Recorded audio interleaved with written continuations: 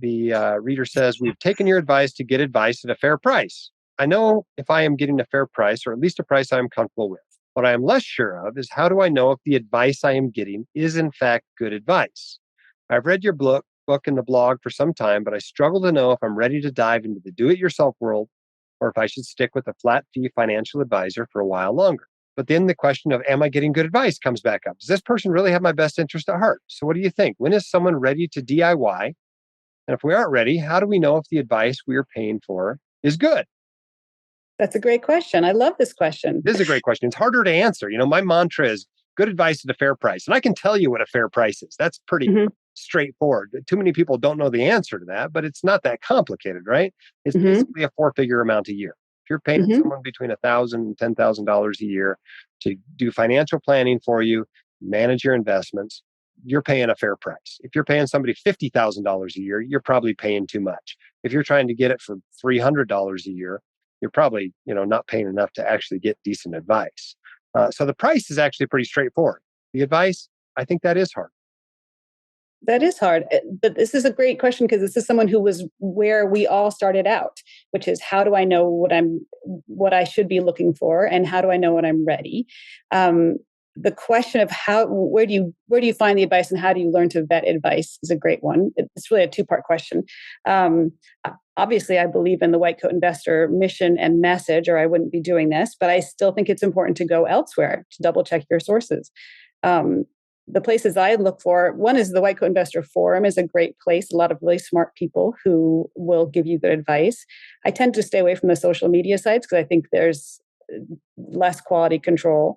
There are lots of other good websites out there. Bogleheads is a great one. Some things in the Bogleheads universe. And then I tend to also look on just what I'd call legacy sites like Investopedia or the major media outlets have financial sections. And a lot of that information or the advice isn't relevant to doctors, but you can still get a basic financial education.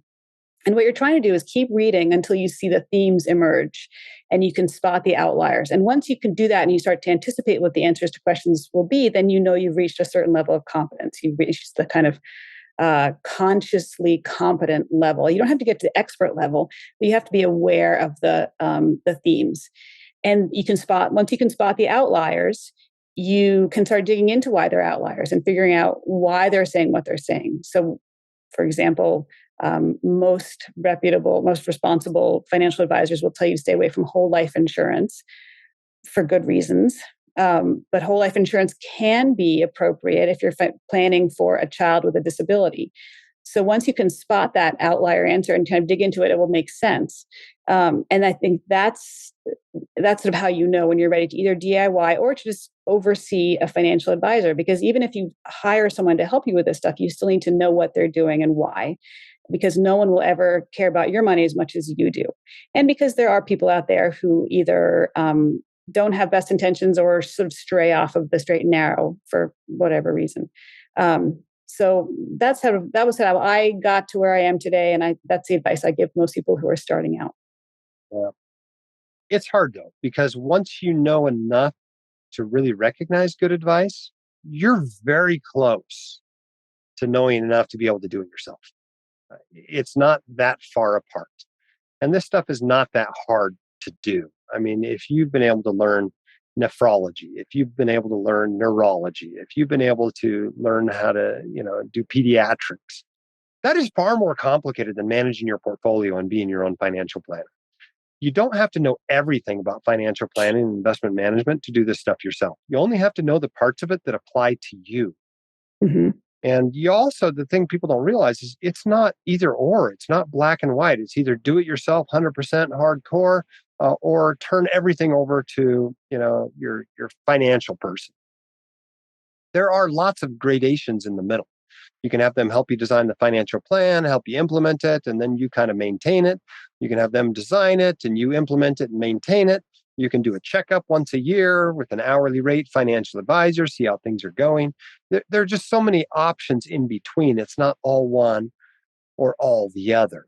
I think the key is knowing yourself a little bit and knowing, what works for you and what doesn't work for you. I think this is a little bit difficult for lots of people. And I think, to be honest, I think a lot of people's confidence trails their knowledge by about a year. They look back and say, when they finally go DIY, they look back and say, I probably could have done that a year ago, but I just didn't feel confident in my ability to do it. Is there anything we should be doing to kind of boost people's confidence that they can do this as a DIY project? That's a great question. I think you're right. If people's confidence tends to trail their actual competence, I think that's very true among physicians and other high earners who like to know what they know and are used to having have a obviously are very highly educated and have trained very hard for the jobs that they have. So jumping into something feels very foreign to them. Um, I think I think the message that you don't have to get everything right, you don't have to know everything, you don't have to have everything at your fingertips, and it's okay to start with one area of your finances first. You don't have to get everything all at once. So maybe you start with um, just asset allocation within your retirement plans. That's a great place to start. Or maybe to start with a household budget. That's a great place to start. Um, I can think of some situations in which it's reasonable to have a financial advisor, regardless of your own level of financial education. One is when you're starting out. So if maybe you're kind of watching and going along with them stepwise until you say, "Oh, I could actually do this." And another is when you have a big change in your life. You know, you have little kids, or you decide to get down to part time, or you just don't want to do it anymore, and then you let someone else take over. But you know enough that you've kind of got a structure in place, and you can supervise them maybe from a distance as they go along. So hopefully everything we do is increasing people's confidence and saying that message that you can actually do this yourself. And it just takes a little time and a little handholding to get to people to that point where they can. But absolutely, people can do it themselves. It's just a question of giving them really clear steps. Yeah. I wouldn't feel like everybody has to do it themselves, but I think the No, message ought to be you can. If you have interest in this, then you are likely to develop both the knowledge and the discipline you need to do it successfully. A so lot of people just aren't interested, though. And sometimes I think the best service I can do for those folks is just connect them to someone who's going to give them good advice at a fair price. And that's why we keep a list of recommended financial advisors. So you can go, okay, this person, maybe we don't aren't going to have 100% perfect fit. Maybe, I'm still going to be paying thousands of dollars a year to them, but I know I'm not going to be hosed. That's what I mhm. can tell you. When you're picking somebody off the WCI recommended list, you're not going to be hosed. And either with price or with the quality of the advice. And I think there's some value in that as well. Tell us about your own personal experience throughout your career with advisors. Have you used an advisor for a while? Do you use one now? You've been a DIYer the whole time. Where have you been at with financial advisors? So when I met my husband, I was a medical student. He was already in attending. So he had two advisors. One was a guy who worked for one of the big financial companies that has a lot of products, like you could buy into their mutual fund and that kind of thing, and pay a percentage of assets under management. Um, so that was where some of his money was. And then some of it was with a banker who his family had known for a long time. He was kind of a guy at Morgan Stanley.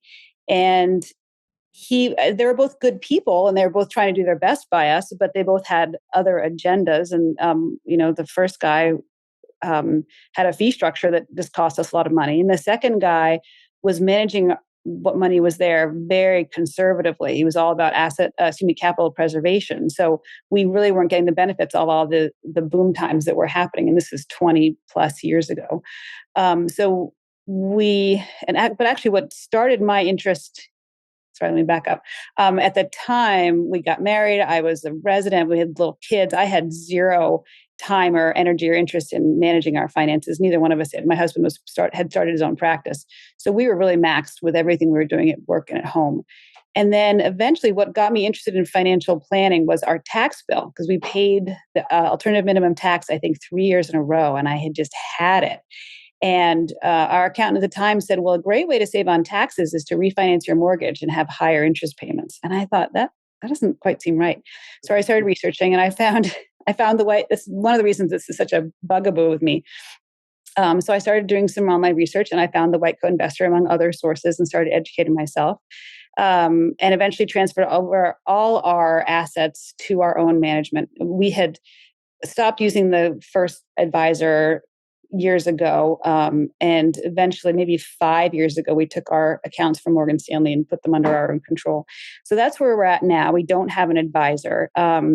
We want to do some real estate investing. And I think at that point, we've had a single family home rental in the past, but if we get into more advanced real estate investing, I would get an advisor at least for the first few years to make sure I'm doing everything right in terms of taxes, and then see how we feel. We might take it back over from that person, or we might just let it um, continue under their management. Because again, like I said, I think it has so much to do with where you're at in your life, and we may decide that we're very happy having someone else do the tax planning and the finances for us and let us enjoy kind of a semi-retirement. So that's a long answer to your question. Yeah. I think most listeners kind of know my story with financial advisors. The last true financial advisor I had, the classic financial planner, investment manager, was his resident. Felt like I was ripped off and decided I was going to embark on my own. The wonderful thing about being your own investment manager from the beginning Mm-hmm. is you get to practice on a 4-figure portfolio, and then it becomes a 5-figure, 6-figure, 7-figure, hopefully an 8-figure portfolio, whatever it is as it grows. And so it can be really intimidating to people to move tens of thousands or hundreds of thousands of dollars around between investments. But it's not that intimidating if you've been doing it for 20 years. It's really the same orders you put in on 4-figure investments years ago. You just Mm-hmm. move around more money, but it's the same game. And so I think that is a real benefit of starting out in the beginning, and you just become much more comfortable with it as the years go on. Yeah, that is a great point. Okay, there's some red flags out there, though, that I think, this person is asking, how can I recognize bad advice? How can I recognize good advice? Let's give them some red flags. What are the red flags you would say if your advisor's doing this, you ought to have a red flag go up in the back of your mind that maybe you're not getting good advice? Hmm. Well, the first most obvious one is, are they trying to sell you something? Like, do they have a great investment for you that's only going to cost you, 5% a year, something like that? So, looking to see what their agenda is and how they're going to make money off of this advice they're giving. Another is, are they really out of line with what you've read on other sites? That he's promising you something that no one else is promising you. Those are the 5% returns a year. Exactly. If it sounds too good to be true, it probably is. The third is any kind of a guru. I've been reading all this stuff about Sam Bankman-Fried. I'm following his trial, and people really bought into not just the product, but him as a person and this image. And we see that over and over again. Every few years, another guru comes along, and people fall for it. People fall for the hype. None of this should be about one single person or one single person's advice. It should really be about financial institutions and long-term trends and good data, and because no one else has got to figure it out. A few other red flags that ought to pop up, right? And I think you're absolutely right when you're talking about looking for the themes. Does this gel with what you're reading about on good blogs? Does this gel with what you're hearing on good podcasts? Does this gel with the good financial books you're reading? Does this gel what people are talking about on forums? I think absolutely finding the themes is really important. But a few red flags that ought to pop up. If they're trying to pick stocks for you, right? If some relatively low level financial advisor could pick stocks well enough to beat the market, he should not be managing your $350,000. He should be managing billions and billions of dollars if he is a talented stock picker. So what does that tell you? He's probably not a talented stock picker. And that's not, some terrible insult. Most people aren't. Most people are not talented stock pickers. So if they're trying to pick individual stocks for you, that is a red flag that ought to go up in your mind. Likewise, if they're trying to, pass money out under separately managed accounts to other people, pick stocks for you, that should be a red flag. If they're putting you into high expense ratio mutual funds, you're already paying this person. You might even be paying them 1% a year. You shouldn't be paying another 1% to a mutual fund manager. Mutual funds are now essentially free, right? 0 basis points, 2 basis points, 5 basis points, 10 basis points. That's all the same as free. You shouldn't be paying for mutual funds. If they are pawning investments on you that are 0.8%, 1%, 1.2% expense ratios, that should be a huge red flag to you. And likewise, along the same lines, if they're actively managed mutual funds, that should be a red flag. The data is very clear that you're almost always better with index mutual funds than actively managed mutual funds. So that should be another red flag. If they're trying to sell you, whole life insurance or annuities, that ought to be a red flag, especially if that comes up in like your first few visits with them, right? This is something that is like an estate planning topic way down the road that maybe there's some use for you to use one of those.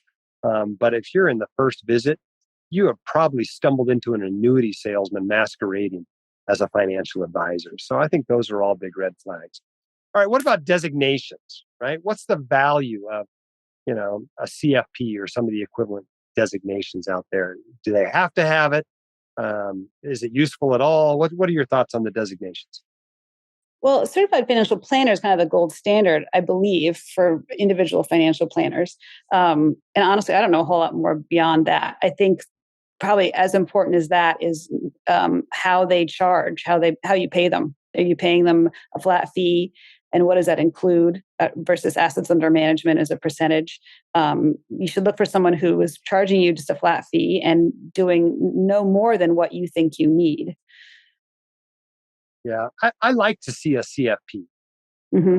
A CFP requires 3 years of some sort of financial experience. It's often in sales. It might be insurance sales. It might be mutual fund sales, but 3 years of some sort of experience. And they have to take a test.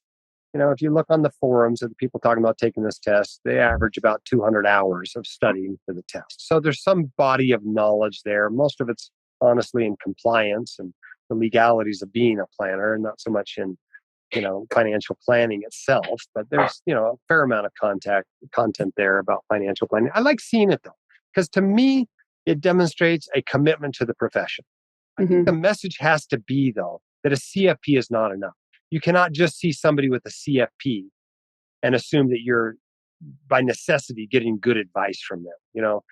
I think you've mentioned that there are CFPs at, plenty of insurance companies whose primary job is selling insurance products.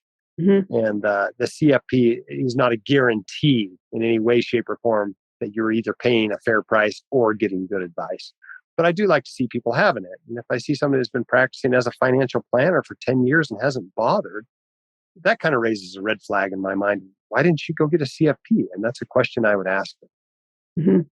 I think that kind of gets back to something that I feel very strongly about, which is that I do think everyone does need a fair amount of financial literacy, even if you're going to hand your stuff over, your financial plan over to a planner, or even if your spouse is going to be managing your finances. There are so many stories of people who come to the end of their marriage or their spouse dies and they suddenly realize their finances are a mess and they'd never bothered to look into it. And even if it's not your thing, even if you really don't like it, you don't feel like you have the bandwidth, you need to have a basic understanding of where your money is and what's being done with it.